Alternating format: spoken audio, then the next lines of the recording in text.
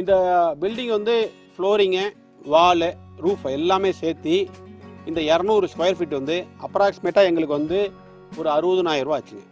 Gabion வால் அப்படிங்கிறது ஒரு புதுமையான விஷயம் நம்ம நாட்டில். வெளிநாட்டிலையும் இது புதுமையான விஷயந்தான். பெரும்பாலும் ஒரு காம்பவுண்ட் வாலுக்கு, ஒரு இந்த மாதிரி சின்ன ஆஃபீஸ்க்கு இதுக்கெல்லாம் யூஸ் பண்ணிக்கிட்டு இருக்கிறாங்க.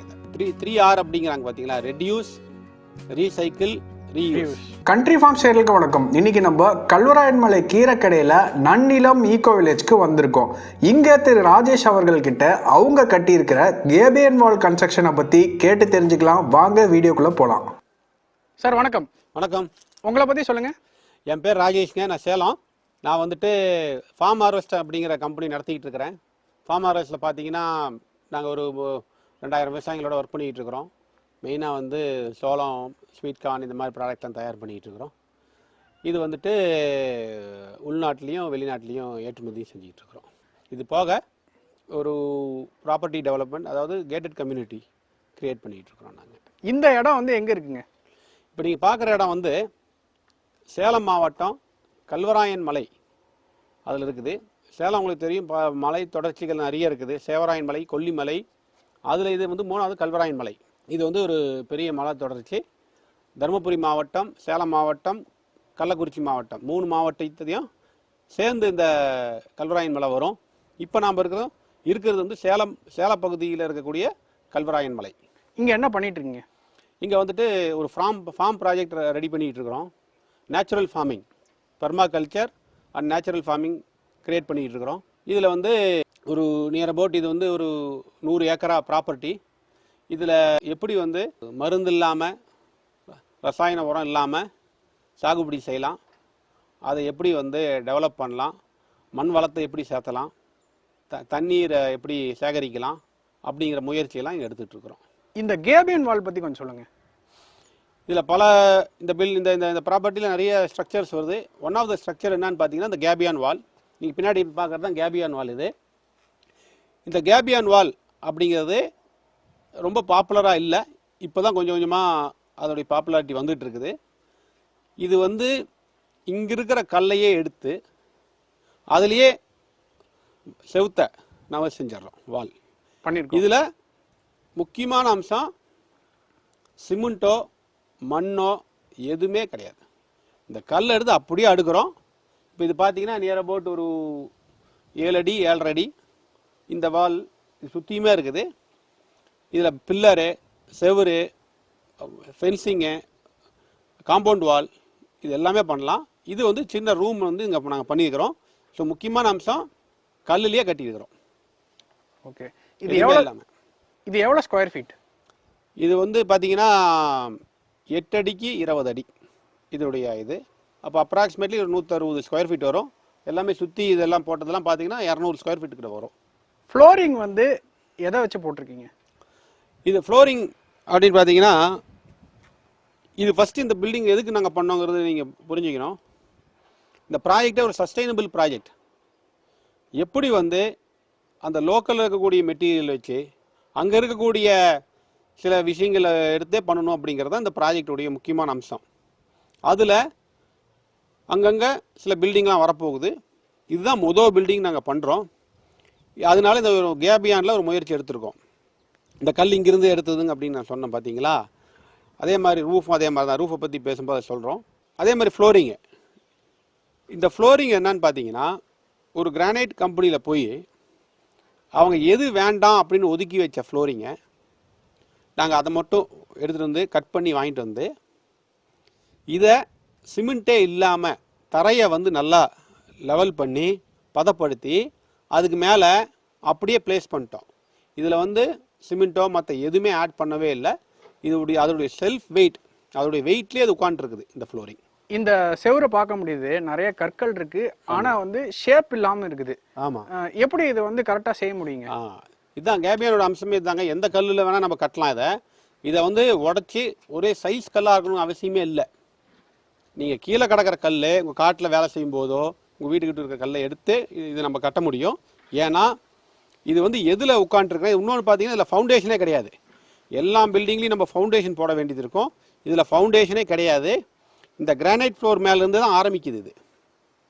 இது அப்போ எந்த கல் வேணால் வைக்க முடியும் அப்படின்னா இது எப்படி நிற்கிதுன்னு பார்த்தீங்கன்னா இந்த வெளியில் இதுக்கு ரீஇன்ஃபோர்ஸ் இது கொடுத்துருக்கோம் பார்த்தீங்களா தடுப்பு மாதிரி இதில் தான் நிற்கிது இது.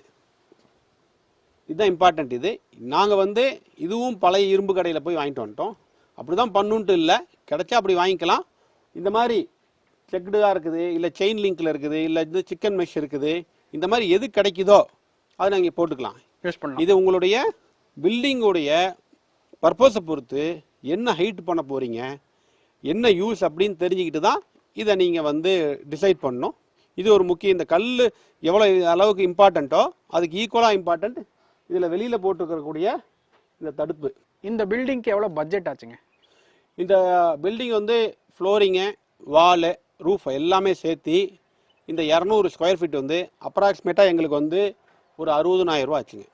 ஒரு குடும்பம் வந்து இதை இந்த மாதிரி பில்டிங் கட்டி வாழ முடியுங்களா? கண்டிப்பாக இது வந்து ஒரு குடும்பம் வந்து ஒரு வீடாகவே யூஸ் பண்ணலாம் இதை வந்து. ஆனால் அதுக்கு தகுந்த மாதிரி அவங்க இது ரெடி பண்ணிக்கணும். 100% அவுட்ரு வால் கேபியான் வால் பண்ணலாம். இன்டர்னல் வால்ஸ் வந்து அவங்களுக்கு தகுந்த மாதிரி அவங்க பிரிச்சுக்கலாம். இது பெருசாக வந்து இதில் வந்து யாருமே பெருசாக ரிசர்ச் பண்ணாதனால இந்த பில்டிங்கு 20 வருஷம் இருக்குமா, 50 வருஷம் இருக்குமா, 100 வருஷமாக இருக்கும் அப்படிங்கிறதுலாம் இது நமக்கு சொல்ல முடியாது. ஏன்னா இது வந்து இப்போ தான் இந்த இந்த இந்த கேபியான் வால் அப்படிங்கிறது ஒரு புதுமையான விஷயம் நம்ம நாட்டில். வெளிநாட்டிலையும் இது புதுமையான விஷயந்தான். பெரும்பாலும் ஒரு காம்பவுண்ட் வாலுக்கு, ஒரு இந்த மாதிரி சின்ன ஆஃபீஸ்க்கு இதுக்கெல்லாம் யூஸ் பண்ணிக்கிட்டு இருக்கிறாங்க. இதை நம்ம மலை சார்ந்த பகுதியில் தான் இருக்கிறோம். இங்கே வந்து காற்று அதிகமாக இருக்கும். அதுக்கு வந்து இந்த பில்டிங் தாங்குமா? கண்டிப்பாக தாங்கும். அப்படிங்கிறதுக்காக நம்ம இது பண்ணியிருக்கிறோம். அதுக்கு தகுந்த மாதிரி வென்டிலேஷன் மேலே கொடுத்துருக்கோம். காற்று வந்தாலும் வெளியில் போகிற மாதிரி வென்டிலேஷன் கொடுத்துருக்கோம். ஓரளவுக்கு காற்று அனுசரித்து எந்த பக்கம் காற்று அதிகமாக வருதோ அதை தள்ளாமல் இருக்கிற மாதிரி தான் டிசைட் பண்ணி போட்டிருக்கோம். இதை எர்த்குவேக் ரெசிஸ்டன்ஸ் இருக்குமா இதுக்கு? இது வந்து கண்டிப்பாக இருக்கும் தான் எனக்கு தோணுது. ஏன்னா இது டைரெக்டாக ஃபவுண்டேஷனில் இல்லை. ரெண்டாவது இது வெளியில் ரீஎன்ஃபோர்ஸ்மெண்ட் கொடுத்துருக்கோம். எர்த்குவேக் வந்து இது அதனால் இது பாதிப்பு இருக்காதுங்கிறது தான் என்னுடைய கணிப்பு. எவ்வளோ டைம் எடுத்துக்குங்க இந்த பில்டிங் கட்டுறதுக்கு? இது இம்பார்ட்டன்ட் விஷயங்க. இந்த 200 ஸ்கொயர் ஃபீட் அப்படின்னு பார்த்தீங்க அப்படின்னா ஒரு மெட்டீரியல்லாம் பக்கத்தில் இருந்ததுன்னா 15லேருந்து 20 நாள் இந்த வேலையை முடிச்சிடலாம். ரொம்ப 15 நாள்லேருந்து 20 நாள் இந்த டோட்டல் ஒர்க்கையே முடிச்சிடலாம். இதில் வந்து அதுக்கு தகுந்த மாதிரி கரெக்டாக பிளான் பண்ணி நம்ம பண்ணோம்னா 15 to 20 days. இந்த கற்கள் நடுவில் நிறைய கேப் இருக்குதுங்க, அதில் வந்து பூச்சி தங்கறதுக்கான வாய்ப்புகள் இருக்கா? கண்டிப்பாக வாய்ப்புகள் இருக்குது. நம்ம அதுக்கு தகுந்த மாதிரி இது பர்பஸ் ஏற்கனவே எதுக்காக யூஸ் பண்ணுறோங்கிறது ஒரு முக்கியம். அப்படி நம்ம இது குடியிருக்கிறதுக்கு யூஸ் பண்ணுறோம் அப்படின்னா அதுக்கு தகுந்த மாதிரி சென்டரில் நம்ம ஏதாவது ஒரு பழைய பாலித்தீன் ஷீட்டோ இல்லை அந்த மாதிரி ஏதாவது நம்ம யூஸ் பண்ணிக்கணும். பெரும்பாலும் பூச்சி பார்த்திங்கன்னா உங்களுக்கு ஃப்ளோர் லெவலில் தான் வரும். அப்போ அந்த ஃப்ளோர் லெவலில் கேபியான் வால் பண்ணாமல் அங்கே மட்டும் ஒரு பீமோ இல்லை ஒரு நீளமாக இருக்கக்கூடிய கற்கள் வச்சுட்டு அதுக்கு மேலே கேபியான் பண்ணிங்கன்னா அந்த ஒரு 3 இன்ச்சிலேருந்து 6 அடி வரைக்கும் உங்களுக்கு மேக்ஸிமம் பூச்சி உள்ளே வராது. அதுலேயே உங்களுக்கு 90% பூச்சி உள்ளே வரதை அவாய்ட் பண்ண முடியும். இதில் வந்து ஜன்னல், கதவு இதெல்லாமே கூட ரீசைக்கிளில் தான் வந்து பண்ணியிருக்குமா? ஆமாங்க. இதுவுமே பார்த்தீங்கன்னா இந்த windows, aluminium window, glass, door முடிஞ்ச வரைக்கும் கிட்டத்தட்ட எல்லாமே ரீசைக்கிள்டு மெட்டீரியல் தான், ரீயூஸ்டு மெட்டீரியல் தான்.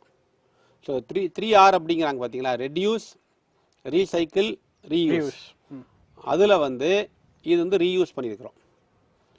அதே மாதிரி ரெடியூஸும் நிறைய பண்ணிக்கிறோம். சிமெண்ட்டை ரெடியூஸ் பண்ணியிருக்கிறோம், இந்த மாதிரி ரெடியூஸ் பண்ணிக்கிறோம்.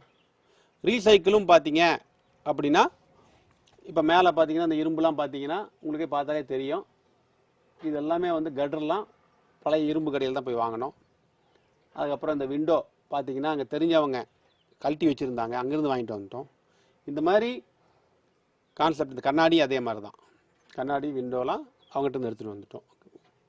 அப்போ கம்மியான விலையில் இப்போ வந்து 60,000 தான் ஆச்சு இந்த பில்டிங்கு. 60,000 பார்த்தீங்கன்னா 200 ஸ்கொயர் ஃபீட் 60,000னா நாங்கள் ஒரு 300 ரூபாயில் அதை முடிச்சிட்டோம். இது லேபர் காஸ்ட்டு எங்களுக்கு அதிகம், மெட்டீரியல் காஸ்ட்டு ரொம்ப கம்மியாக போச்சு எங்களுக்கு. ரூஃபிங் எப்படி பண்ணியிருக்கீங்க? ரூஃபிங் பார்த்தீங்கன்னா இது வந்து அதே மாதிரி திருப்பி ஸ்டீல் கட்டர்லாம் கொடுத்து ஸ்ட்ரக்சர் கொடுத்து அதுக்கு மேலே சிமெண்ட் போர்டு, இந்த பைசன் போர்டு வருது பார்த்தீங்களா, அதுக்கு மேலே அது இருந்தாலே போதும். இருந்தாலும் வெயில் அதிகமாக வரும், இல்லை ஏஸ்தட்டிக்காக கொஞ்சம் பார்க்கறதுக்கு நல்லா இருக்கணும் அப்படிங்கிறதுக்காக எங்கள் காட்டிலேயே நிறைய கிணாங்கு புல் இருக்குது. அதையே கட் பண்ணி மேலே கூரையை மேய்ஞ்சிருக்கிறோம். பார்க்கறதுக்கு நல்லா இருக்குது, வெய்ய காலத்தில் கூலிங்காகவும் இருக்குது எங்களுக்கு. கிணாங்கப்பல் தாண்டி வேறு மெட்டீரியல் ஏதாச்சும் யூஸ் பண்ணலாங்களா? வேறு மெட்டீரியல் யூஸ் பண்ணலாங்க. ரெகுலராக நம்ம பண்ணுற மாதிரி டைல்ஸ் யூஸ் பண்ணலாம். அந்த ஓடு இருக்குது இல்லைங்களா, மேங்களூர் ஓடு அப்படிங்கிறாங்க, இல்லை பழைய அந்த மகுட்டோடுங்கிறாங்கல்ல, அந்த காலத்தில் வந்துட்டு இருக்குது, அதுவும் ரீசைக்கிள் பண்ணி நம்ம வந்து எங்கேயாவது தெரிஞ்ச இடத்துல இந்த ஓட்டு வீடெலாம் மாற்றுறாங்க அப்படின்னா அதையும் வாங்கிட்டு வந்து போடலாம். கிணாங்கு புல் போடலாம். இல்லை இப்போ புது மெட்டீரியல்லாம் வருது பார்த்தீங்களா, செங்கிள்ஸ் அப்படிங்கிறாங்கல்ல, அந்த மாதிரி மெட்டீரியல் போடலாம். தாரட்டை அந்த மாதிரியும் போடலாம். ஸோ அவங்களுடைய பர்பஸ் வசதியை பொறுத்து நம்ம எது வேணால் டிசைட் பண்ணிக்கலாம். இப்போது இந்த ஒரு ஸ்ட்ரக்சர் தான் இப்போ பார்த்துருக்குறீங்க. நம்ம நன்னிலத்தில் இன்னும் மேற்கொண்டு டிஃப்ரெண்ட் ஈகோ ஃப்ரெண்ட்லி ஆல்டர்னேட் பில்டிங்ஸில் ஸ்ட்ரக்சர்ஸ்லாம் வரப்போகுது. இன்னும் வரக்கூடிய நாட்களில் வீடியோஸில் இதெல்லாம் நம்ம பார்க்கலாம். நன்றி, வணக்கம்.